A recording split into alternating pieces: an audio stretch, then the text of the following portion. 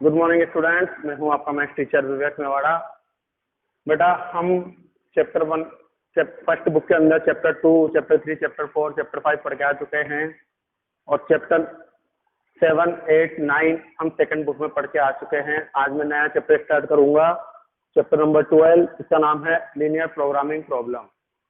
इसमें से आपके एक क्वेश्चन आता है, मेजर क्वेश्चन बनता है 4 मार्क्स का। तो एलपीपी के अंदर से, इसको शॉर्ट में एलपीपी बोलेंगे, लीनियर प्रोग्रामिंग प्रॉब्लम। और इसमें से आपके एक मेजर क्वेश्चन बनता है, तो आप ध्यान दीजिएगा, मैं आपको पढ़ाता हूँ।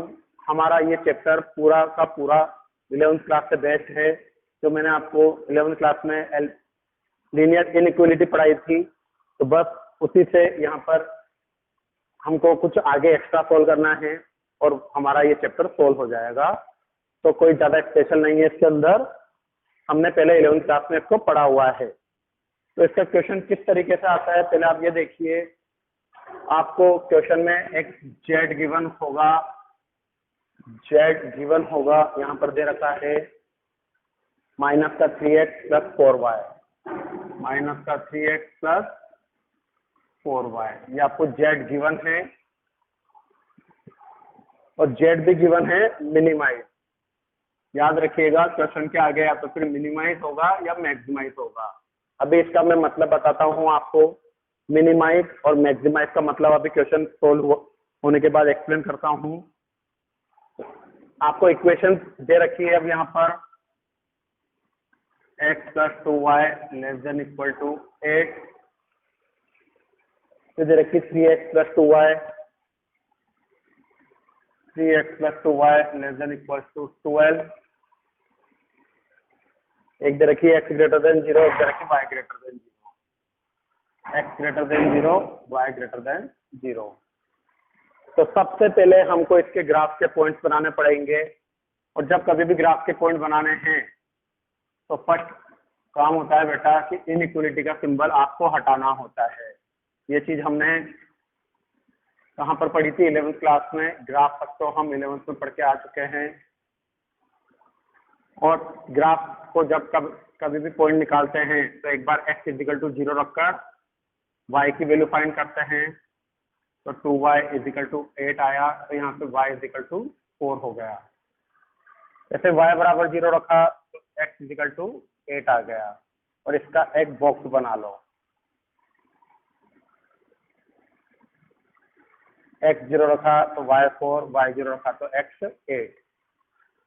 इसके भी ग्राफ के पॉइंट निकालो।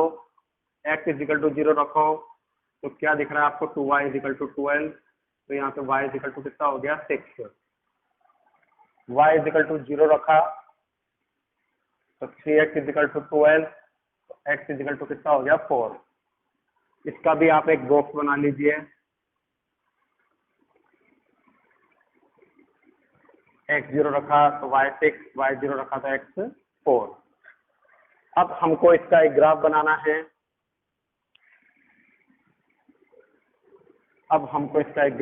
है। तो ग्राफ के लिए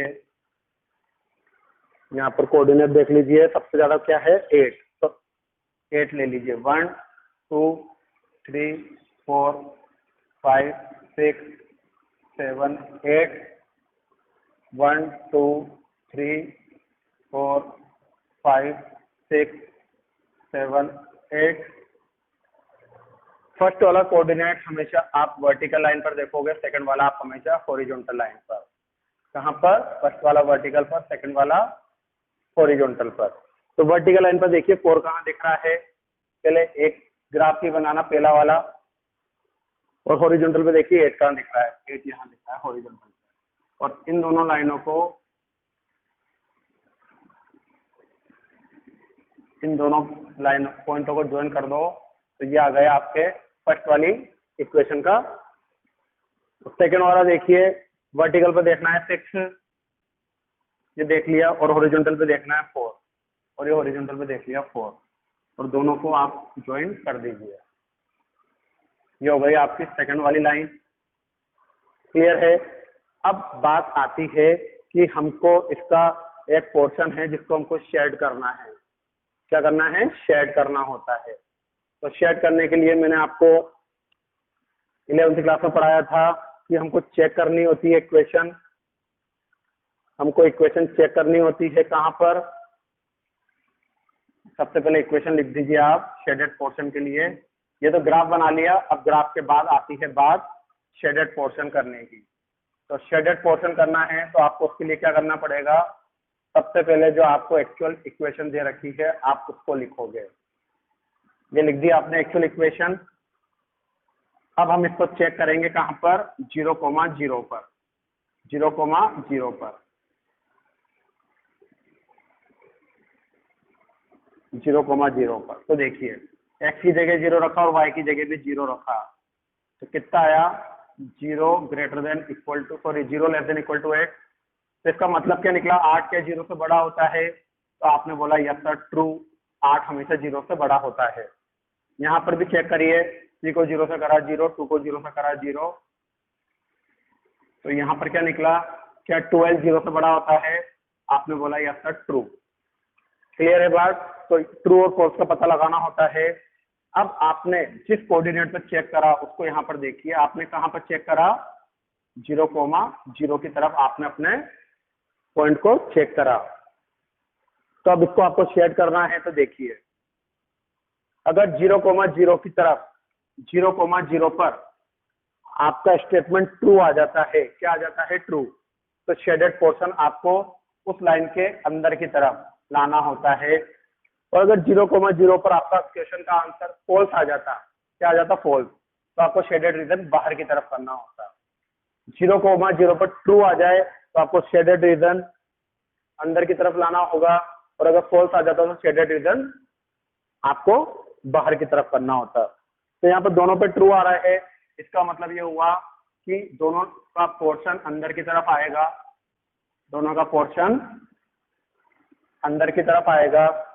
अब यहाँ पर अंदर की तरफ ले लिया आपने दोनों का पोर्शन को, लेकिन अब बात यहाँ पर यह आती है कि इन दोनों का जो कॉमन पोर्शन है, आपको करना क्या है, इन दोनों के कॉमन पोर्शन को शेड करना है। तो कॉमन पोर्शन, तो दोनों का ही कॉमन पोर्शन जो दिख रहा है उसको मैं यहाँ पर शेड कर देता हूँ। ये सारे क्वेश्चन हमने 11वीं क्लास में सीखे हैं, शेड करने वाला कंसेप्ट। तो जो दोनों के अंदर कॉमन पोर्शन है उसको हम यहाँ पर शेड कर देंगे। ऐसे कोई एक शेडेड पोर्शन दिखेगा। अब इस शेडेड पोर्शन के अंदर मुझे यहाँ पर कॉर्नर पॉइंट अवेलेबल होंगे। एक कॉर्नर पॉइंट तो ये रहा, ये शेडेड पोर्शन का, ये दूसरा कॉर्नर पॉइंट ये रहा, ये तीसरा कॉर्नर पॉइंट, और ये फोर्थ कॉर्नर पॉइंट। तो ये 4 कॉर्नर पॉइंट हमको पता लगाने होंगे। इन्हों को नाम दे दीजिए, एक को नाम दिया ए, एक को नाम दिया बी, एक को नाम दिया सी, और दूसरे नाम दिया डी। तो इनको क्या कहते हैं, कॉर्नर पॉइंट। क्या बोलते हैं इन्हों को, कॉर्नर पॉइंट। तो इस तरीके से आप एक बॉक्स बनाइए। तो एक तरफ को लिखते हैं कॉर्नर पॉइंट,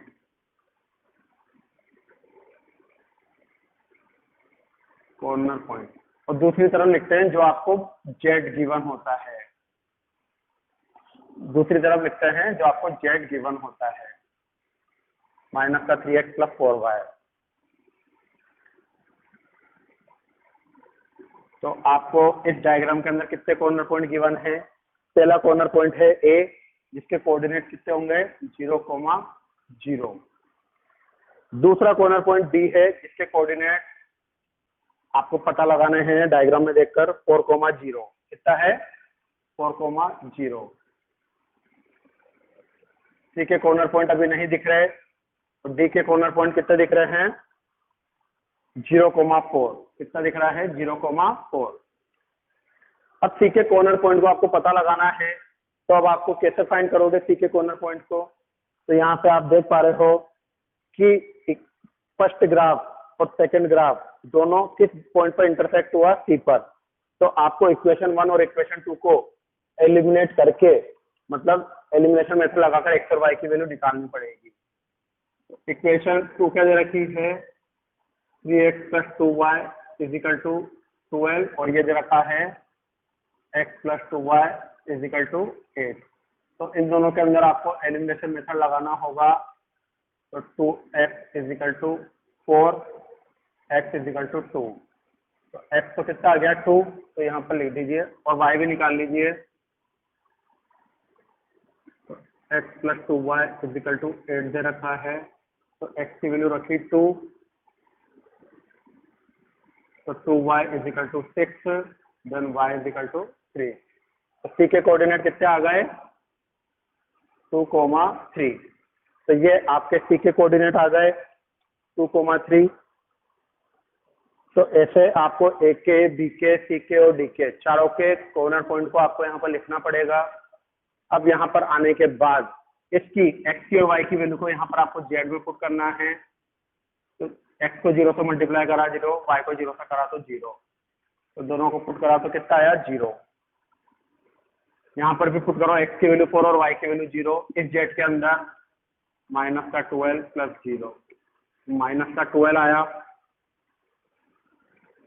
फिर से देखिए, x की जगह 2 और y की जगह 3, माइनस के 2 को 3 से करा तो माइनस का 6, 3 को 4 से करा तो 12 में से 6 गया तो 6 बचा। यहाँ पर देखिए x की वैल्यू 0 और y की वैल्यू 4, तो कितना आया 16। अब बात आती है आपके आंसर की। तो आपको ध्यान देना है कि अगर क्वेश्चन में बस मिनिमाइज का मतलब क्या हुआ, मिनिमाइज का मतलब ये हुआ कि ये आपने जो 4 कॉर्नर पॉइंट निकाले हैं, इस चारों कॉर्नर पॉइंट के अंदर सबसे मिनिमम वैल्यू कौन सी दिख रही है 0, -12, 6 और 16। इन सब में सबसे छोटी वैल्यू कौन सी दिख रही है, ये वाली -12 वाली सबसे मिनिमम वैल्यू है। तो आपको मिनिमम वैल्यू की तरफ एरो बनाना है। अगर इस क्वेश्चन में सपोज करो बस मिनिमाइज की जगह मैक्सिमाइज होता, क्या चेंज होता, मिनिमाइज की जगह पर मैक्सिमाइज, जैसा कि आपको 12.1 के बहुत सारे क्वेश्चनों में दिखेगा, या तो फिर मिनिमाइज दिखेगा या फिर आपको मैक्सिमाइज दिखेगा। तो मिनिमाइज हो तो मिनिमम वैल्यू को ढूंढना, और अगर मैक्सिमाइज गिवन हो तो तब तक मैक्सिमम वैल्यू को ढूंढना। तो अभी हमारे क्वेश्चन में हमको क्या दे रखा था, मिनिमाइज मतलब मिनिमम वैल्यू। तो मिनिमम वैल्यू कितनी आ रही है -12, तो मिनिमम वैल्यू -12 आ रही है। तो आपको आंसर लिखना है minimise Z is equal to -12 at the point 4,0। तो ये हमारा आंसर हो गया कि इस ग्राफ की मिनिमम वैल्यू -12 आ रही है, जो कि 4,0 पर है। तो ओके स्टूडेंट, किस तरह से आपको इस एक्सरसाइज को सोल्व करना है, ये बात आप ध्यान दे लोगे। आप ध्यान दीजिएगा कि आपको एक मिनिमाइज या मैक्सिमाइज जेड दे रखा होगा 12.1 में। उस जेड से बस आपको कुछ नहीं यूज लेना, आपको जेड को यहाँ पर यूज में लेना है। बात आती है इक्वेशंस की, तो इक्वेशन से सबसे पहले पॉइंट निकालोगे और ग्राफ बनाओगे। ग्राफ बनने के बाद आपको चेक करना है कि आपका स्टेटमेंट ट्रू आ रहा है कि फॉल्स आ रहा है। ट्रू आए तो शेडेड रीजन अंदर की तरफ, फॉल्स आए तो शेडेड रीजन बाहर की तरफ। और जो दोनों पोर्शन का जो कॉमन पोर्शन निकले उसको लिख दीजिएगा आप। लिखने के बाद आपको डायग्राम में कॉर्नर पॉइंट दिखेंगे, उस कॉर्नर पॉइंट को आपको यहाँ पर लिखना है। कॉर्नर पॉइंट आने के बाद उस कॉर्नर पॉइंट की वैल्यू आपको जो जेड गिवन होगा उसमें पुट करनी है। अगर मिनिमाइज वर्ड आए तो मिनिमम वैल्यू ढूंढनी है, और अगर मैक्सिमाइज आए तो मैक्सिमम वैल्यू ढूंढनी होती है। तो मिनिमाइज आ गया तो मिनिमाइज वैल्यू -12 है, और ये -12 किस पॉइंट पर है 4,0 पर। तो ये आपका आंसर हो गया। तो इस तरीके से आपको 12.1 के क्वेश्चन को सोल्व करना है। तो ओके स्टूडेंट, समझ में आया आपको कि ये कैसे सोल्व करते हैं मिनिमाइज और मैक्सिमाइज वाला टॉपिक। एक बात और ध्यान देना 12.1 के अंदर कि अगर आपका शेडेड पोर्शन इस तरह से आता है, इस तरीके का आता है, मान लो कोई बाहर की तरफ आ गया, बहुत सारी याद रखिएगा इसके अंदर बहुत सारा टॉपिक ऐसा जो बेटा ओमिट हो चुका है।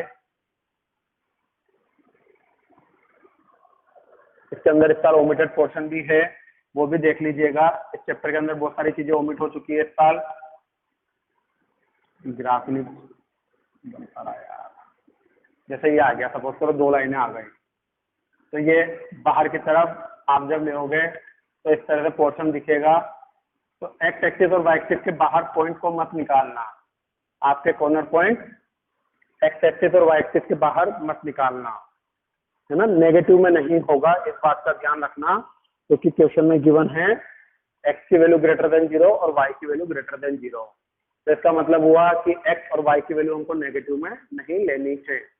Okay, goodbye students, have a nice day, bye bye.